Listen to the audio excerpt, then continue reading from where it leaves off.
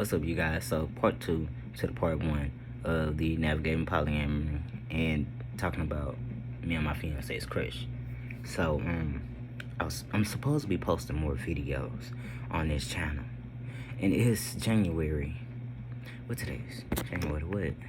January the 2nd of 2022. So, this year will be like a whole different thing, like more videos, more updates on our social medias, and just more of everything, because this year is going to be jam-packed. Like, it really is, with the wedding, and we also have a surprise after the wedding. We're not going to talk too much. I'm not going to talk too much about that until we're getting closer to that moment, because this year will be a year, and I'm ready, because it's rare nowadays to actually get into a marriage that you're actually 100% sure about, because nowadays these people are pitiful, and so many people getting divorces left and right, just a waste of money. But anyway, so basically, like I was saying in my other video, navigating polyamory and figuring out which polyamory is good for you. So I know a lot of people, they don't want to do polyamory because they feel like, oh, it should just be one person, and you shouldn't be dating more than one person at one time. And my thing is, think about this. So the time you was literally talking or whoring around with several people at one time, that was cool to you, like, because y'all weren't exclusive, so it was okay. And now that you're with somebody, now it's not okay. Because one thing I know, that you're human. You're not always just gonna want to be with that one person. You're always gonna see somebody, or something that's gonna be like, that person catches my eye. Like, they look good. I want to talk to them, but you can't, because you're in a monogamous, ethical. I mean, what's it? I can't even think about the word. But you're in a monogamous relationship, so you can't explore that option versus somebody that's in a polyamorous relationship. Because one thing I realized, people grow better when they are separate. So, say for instance, you're in a polyamorous lifestyle, and you have more time to yourself because they're entertaining each other, and the other person has more time to themselves because now you and the other person are entertaining each other. Now they have more time because they don't have to worry about having to emotionally, be there for you, and they can just work on themselves and get to where they're going. And you are in this relationship that's building itself with you in it, if that makes sense. And I know a lot of women that be like, I want my own man, I don't want nobody else, man. And that's fine. You're monogamous. You're not into the poly scene. Like, that's just you, which is fine. But then on top of that, I was sitting there thinking, like, when I was thinking about the pros of polyamory and what comes with it, and I was just like, it's 2021. It's hard to live in 2021 with one job, or hold down a household with one job. Like, women, they have this construct in their head that men are not good for anything except bringing money into the house, putting money on the table, while they sit at home, cook, clean, and do stuff like that. But y'all fail to realize, it's not 1900s anymore. Like, it's not. You cannot survive off of $20 and go to the grocery store and fill up your refrigerator. You can't, because I promise you, I go into Kroger's, Walmart, any of these places, and spend close to $300 on groceries to just at least keep in my house for at least a month. $300 a month on groceries. I'm like, that's a lot of money just to feed and keep everybody in that house well fed. And then, not to mention, gas is going up. Trying to keep clothes in your back is going up. Even Goodwill is expensive. I mean, I don't wear hand-me-downs, but I know Goodwill is expensive for it to be clothes that have just been given away.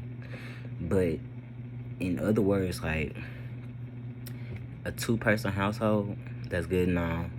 That's great.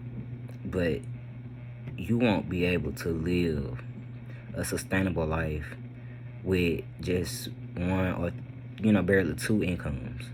That's why I had two jobs, and she has it to where she can work overtime if she wanted to, and we're good, and once we get married, I can get on her insurance because she works in the medical field, and people that work in the medical field, their insurance is way better than any other insurance that you're gonna get anywhere else.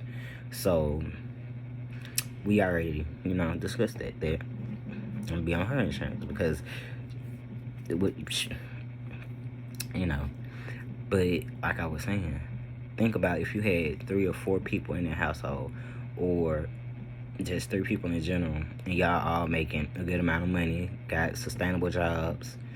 That means you can live better, go for what you want, because at the end of the day, the bills are going to be so low because it's more than 2 of y'all paying it, to the point where you can go get the car you want, or you can go get those toys that you want, like little motorcycles or RVs and stuff like that. You can afford that because it's not just you paying the household income. You can live how you want to live, and not to mention, since you're a poly, you'll be able to interact with who you want to, and be good that way. Like,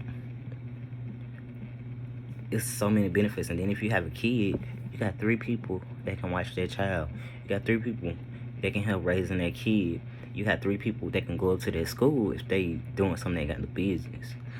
And as far as cooking, you got 3 people out of a 7-day week. They can either buy food or cook a meal. So on and so forth. Like, it's so many positives and negatives. When you tired and you don't want to feel like interacting with nobody, you don't have to.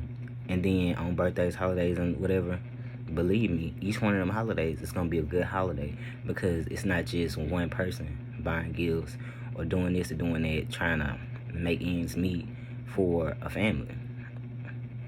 It's all 3 of y'all. And then not to mention, I personally would want somebody that's independent, that enjoys making their own money, because I don't want you to say that I'm trying to hold money over your head, or trying to say that you can't do this or do that. Like, my fiance, she a phlebotomist tech now.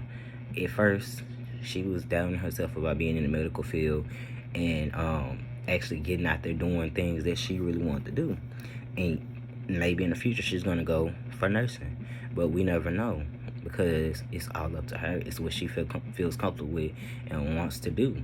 But at the end of the day, if she does go for nursing, she already did phlebotomy. So that'll just add to her resume when she does go for those jobs that she's been wanting to get, if she does go for that degree.